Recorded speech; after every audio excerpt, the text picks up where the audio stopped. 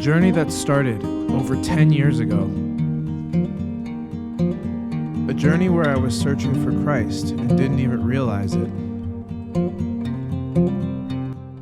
I also do a prayer practice, and I view it as kind of a prayer to the great unknown, right? Like to the great mystery or whatever, just saying, show me what I need to know, give me the strength, the humility, the courage, and so forth. To me, I don't get so caught up in who I'm praying to or if there's something out there or not. I personally feel a connection with something, but I don't get so caught up in that philosophically. I became accustomed to running around, trying to find meaning, but never quite feeling fully settled, searching, but never quite finding. I can literally look out onto the world and see it from a framework of not just physically. I'm talking like conceptually understanding my life, my job, my relationships, the people that I am constantly interacting with, the actions that I'm taking, the belief systems that I'm holding. We view our reality through an a priori substructure that is just filled. It's just absolutely filled with so much symbolism, metaphor, and belief. A lot of times when I have a difficult emotion, like I was just dealing with one, right away I go into what you could call reactivity, where you're not actually present with that emotion. You're in a reactive state of mind that is very constrictive and perpetuates the negativity of that emotion. Take a deep breath. What am I feeling? What's the sensation? Okay, I know the emotion is anger, guilt, shame, and a sense of inadequacy. Those are the emotions. And a soul-directed life is a life where you're not reacting to society, where you're not making decisions based off of what your environment is indicating. You're actually generating a sense of purpose and volition from within. Now that purpose and volition is very much a part of your creative self, your creative unconscious, your potential. And there's a belief that I'm aligned with, that we all come into this world with something that we can grow into, a purpose, something that we have to offer.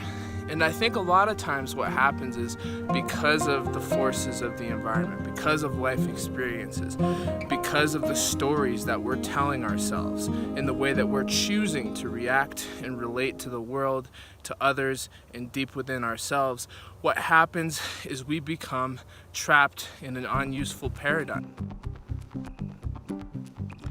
What I didn't realize was that unuseful paradigm is a paradigm without Christ.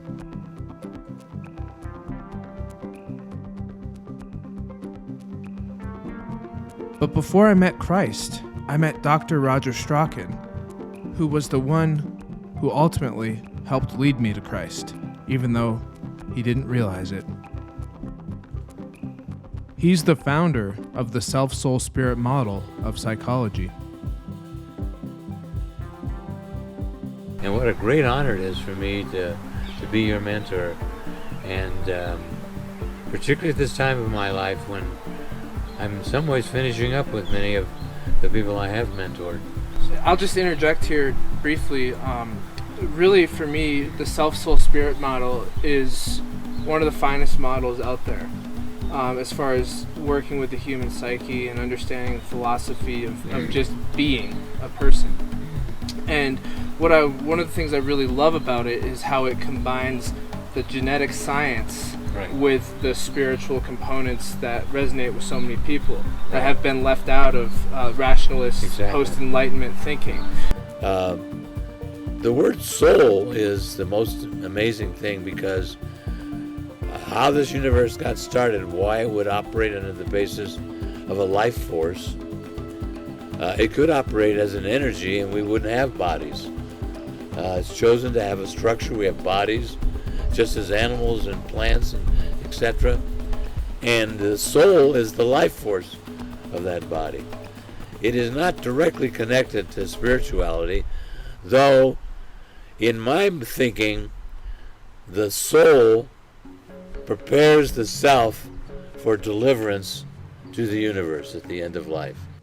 Touting 2 degrees in theology and a PhD in counseling psychology, he was considered a prodigy amongst his peers and his mentors in graduate school and beyond.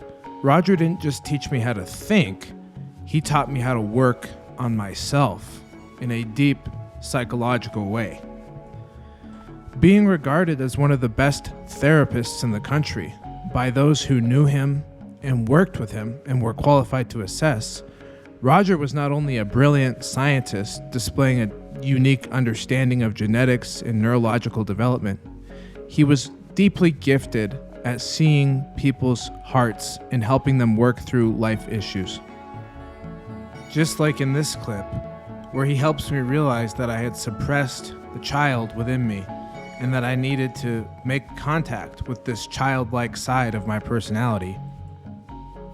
Little boy, let me talk to you. You have a right to be treated with courtesy and respect and dignity. You have a right to become. You are the father of the man. Do you understand that? Explain it again. Every major philosopher, every major theologian, Jesus Christ said, unless you become as a little child, you cannot inherit the kingdom of heaven. That naivete, that sweetness, that openness, that ability to change and grow and become. The little boy is the father of the man. Roger would go on to mentor me for over a decade, supervising my work with clients, training me intensely and continually, and eventually he offered me his business, Center for Creative Choice, and his Self-Soul-Spirit model, which would later also be inherited with my friend, Karen Johnson. I became a proficient educator in the Self-Soul-Spirit model, using the work with clients and in group settings to great effect. So that's the diversity of the personality, that you can see the struggle that some people even have with the diversity of their own personality. And that is what it is to be humans. I think we all know this deep down in our gut. We are complex. If we were just a single voice with one perspective, life would be easy because we wouldn't have to think about anything. But because we have complexity, we're always faced with our multiplicity, and we always have to come to grips with it in one way or another, whether we explicitly acknowledge it or not. We have to make a choice. So the development of subpersonalities is an evolutionary phenomenon, in my view, in the view that I've studied with Dr. Roger Straen, who's the founder of this model. So the personality is viewed from a genetic basis, and we're all different, right? But we're also all similar because we're all human. So we have similar but different personalities. Any questions on that so far? Can you repeat all that? It's not that one personality exists within you, right? Because then you'd only be able to do one thing. A personality is something that has its own goal, its own motivation, so you would be very constricted. So we have multiple different desires that conflict with one another. Have you ever had 2 conflicting desires at once? A part of me feels this way, but another part of me feels that way. So essentially you're in a battle with yourself about what to do with your energy. So what we can say now is that subpersonalities, they express themselves as a variety of ways of interacting within the same person, and that they are brought out in different contexts. So if you watch your behavior as you go through your life, as you go through your day, you might just see that. You might just become aware, wow, this is different than, this is a different part of me. Or you might have a conflict where 2 different parts are trying to speak at the same time. Any given situation, you have a creative choice. Center for Creative Choice. So this is all about learning how to make a creative choice. Now, in order to do this, you have to take responsibility for anything that you feel at any given moment. From this point forward, if you're going to accept this as a model, nothing that you ever feel is anyone else's fault. Dr. Straen taught me a radical model of personal responsibility that blended themes of existential philosophy with humanistic psychology, Gestalt therapy, and Jungian psychology, the number one important theme was that you as a soul must take responsibility for your subpersonalities and not allow them to do anything that violates your sense of meaning and direction, which is what we truly meant by a soul-directed life. However, when my wife became bedbound with a horrible illness for years, I pushed my own self and soul-directed spirituality as far as I could until it broke. She was so ill to the point of dying, she couldn't speak for many months, and we had to create sign language just to communicate. Okay, this is an updated video on the basic sign language we use with Victoria. This means I love you. This means more. I can honestly say that if I hadn't worked with Roger for so many years in his self-soul-spirit model, I would have not been able to show up for my wife. But he did help me tremendously, and I continued to lean on him so that I could love her and continue to do the best I can. However, eventually, I needed more spiritual help. I started having experiences of Jesus Christ and eventually turned to the Eastern Orthodox Church. I rose to the occasion and began taking care of her, managing the complexities of an emergency healthcare situation where we didn't have any control over the outcome. That required me to dig as deep as I could possibly dig. I worked closely with my mentor, Dr. Straen, and I did a lot of focused soul work to try to show up to the best of my ability and be sure that my wife knows that I love her, I'm here for her, and I'm going to stay by her side.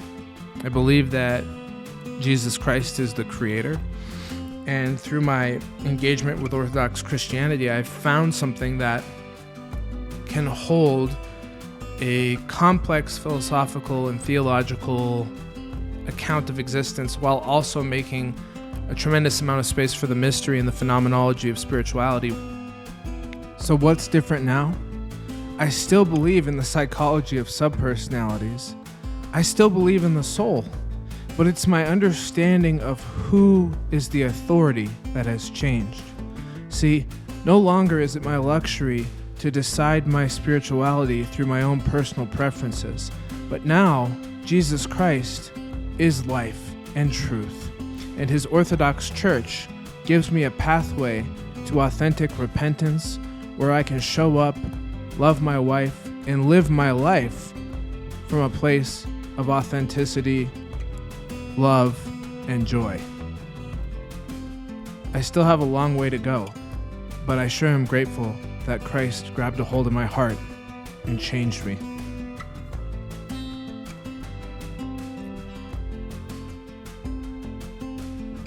But over the years, as Christ has become the focal point in my life, I've learned that showing up, not complaining, being a loving husband, and doing my duty because it is an expression of love for Christ is an act of obedience, in that when I resist inwardly the situation I'm in, whether it's by groaning or complaining or just simply frustration or irritability, I'm resisting Christ. And it's been really cool, and I've struggled through this learning of entering through the narrow way. I sought the Lord, and he heard me, and he delivered me from all my sojourning. Come to him and be enlightened, and your face shall never be ashamed. This poor man cried, and the Lord heard him, and saved him from all his afflictions. The angel of the Lord shall encamp around those who fear him, and he will deliver them. Oh, taste and see that the Lord is good.